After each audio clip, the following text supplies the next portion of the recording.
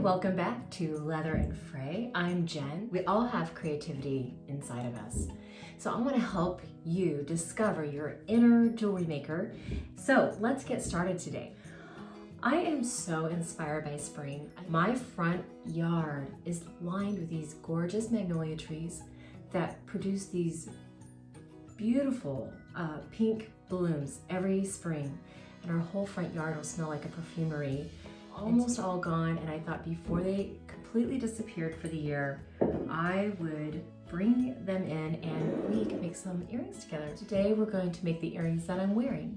I have named them Grace because a very special friend of mine, Grace, inspired me to make these. She actually suggested the tone on tone. So I have two different pink colors, as you can see in this earring, and they're just fun. I make them in so many different colors. I thought I'd bring in a little bit of a few of them to show you. I have them in solid pink, and here is a two-tone on the green. This one's really fun. I have a specific dress I love wearing these with. And then this is a really dark chocolate brown with white. You probably can't see that quite as well, but if I bend the card back, you can. Those are just fun and pretty. And then I have this other one. It's made out of what I call my rock star leather. It's rugged and rustic, but I really like this design. And so today, let's make the Grace. The first thing that we're gonna need is our leather. Now I have a lot of different shades of pink. So I'm gonna pull out my salmon and my earthy pink. Here is my Grace pattern. I make my patterns out of cardstock.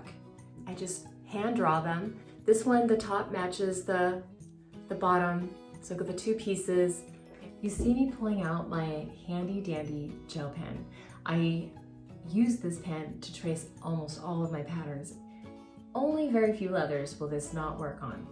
So, but most everything, it works great. You can always test a little spot on your leather just to make sure that it will wash off once you're done cutting. All right, I'm going to trace out two of these U-shaped earring pieces.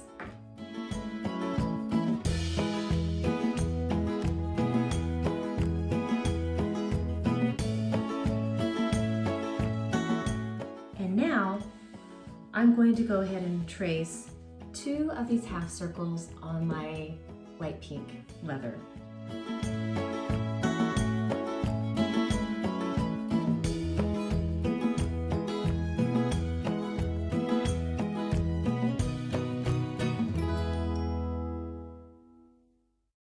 Okay, I'm done tracing. I'm gonna put my gel pen away and put my patterns away. Okay, I'm ready to cut these out. I am going to pull out my little black scissors that I get from my local leather store. Actually, for me, it's Tandy Leather. I believe that they're an international store, but you can get these online at Tandy Leather as well.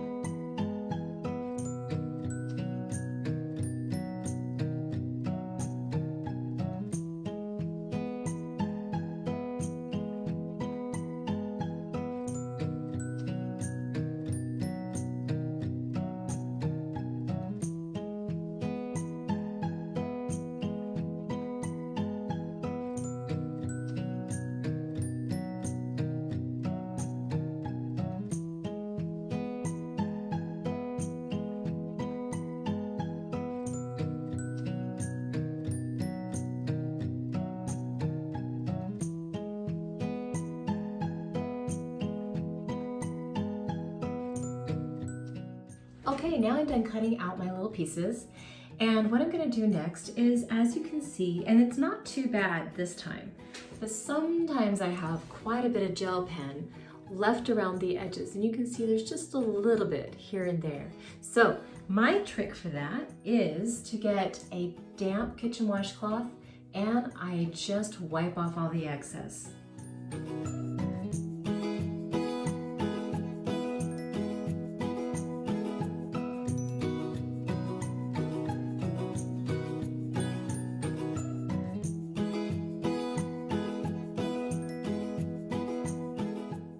all of the gel pen has come off of my pieces. They look good. One thing that I've learned with gel pen is that it gives you quite a bit of grace for time for drawing your patterns and cutting it and then wiping it off. You actually have quite a bit of time, but I don't suggest drawing your pattern and then letting that sit overnight before you cut the next day. Gel pen will dry eventually and then it's really hard to get off. Now my pieces are cleaned and cut. Now I'm gonna reach over here. I've got a little cutting board that it's like my little workstation. And I am going to use, if you watch my YouTubes, you know I love my burnishing agents. I get this at the local craft store, or not craft store, at the leather store as well. And this is great. I'm gonna put this on the back of my leather. Like you're gonna see, these leather pieces are a little bit furry. You can see the little bit of fuzz at the edges. See, it's fuzzy. So I either have to come with my scissors and trim those little fuzzy pieces, or easier way that I have found is to use this burnishing agent. And all right, so I'm gonna paint this burnishing agent on all of my leather pieces. Now this is non-toxic. It's, I just brush it on and let it soak in a little bit. I like my leather, just because I've been using this for quite a while, I like my leather to really get a lot of this absorbed into itself. It just takes a minute for that to happen. Spring 2020, can you believe it? We're all being quarantined. You could be watching this YouTube in Australia or Europe, Canada, anywhere in the world, and we are all in the same situation where we are being quarantined in our house. But I will say it's giving me time to just really reevaluate what's important in my life, and I've had some extra time to be creative. But of course, just like you, I'm sure, I've been cooking a lot more. Cooking and cleaning because we're all home all the time. All right, I was just putting a little bit of extra burnishing agent over, just because once it dries, they're gonna be a little stiffer so they'll hold their shape so much better. All right, I am done with that part. Okay, so actually, what I do is I just lay them on my little board. You can put them on your countertop, it doesn't matter. But these just need a little bit of time to dry.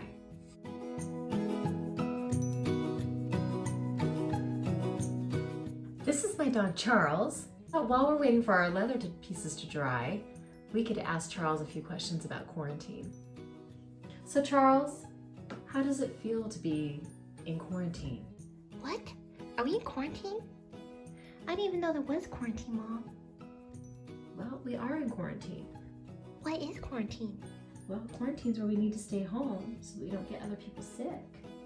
But Mom, what do we do when we're on quarantine? Well, we need to wear our masks and stay safe.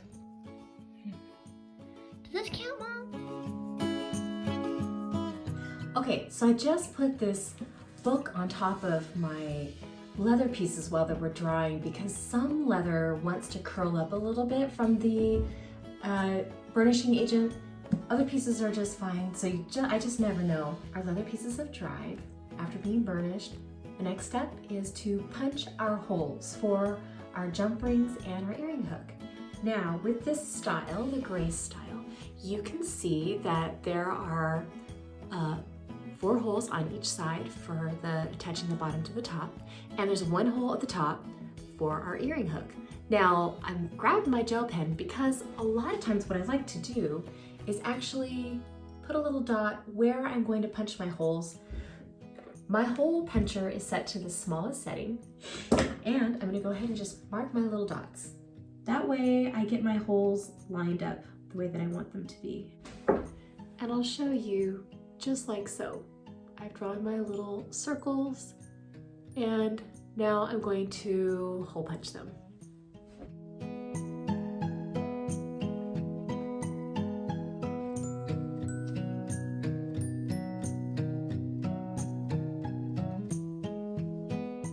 Okay, my holes are all punched. Now we just put them together and we have ourselves a pair of earrings. Here are my holes punched out and we're almost done. What we're gonna need to put these together are jump rings. Jump rings are these little round circles, and I'm gonna need a bunch of them because I punched a bunch of holes. So I'm gonna need 4 for each pair of earrings. So I'm gonna pull out 8 of those little jump rings. And because I'm working with pink, I actually chose rose gold jump rings. And I also am gonna need 2 earring hooks, 1 for each pair of earrings.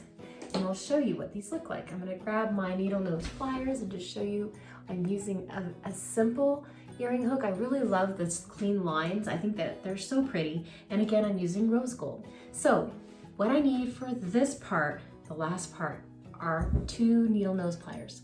They've got a little bit of grip in the inside and I'm gonna use them like my hands. So I'm gonna pick up a jump ring with one of them, and with the other one, I'm gonna work together to open up my jump ring, just like that. Then I'm gonna start putting my pieces together.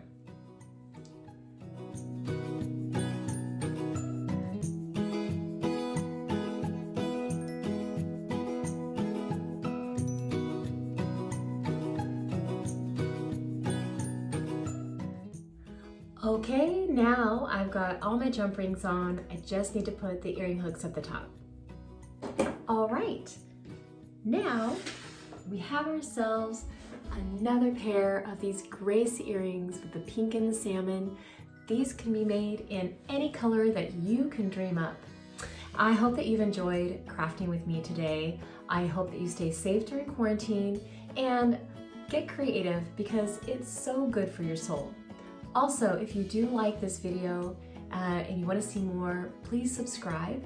I am happy to share all my tips and tricks of making leather jewelry with you.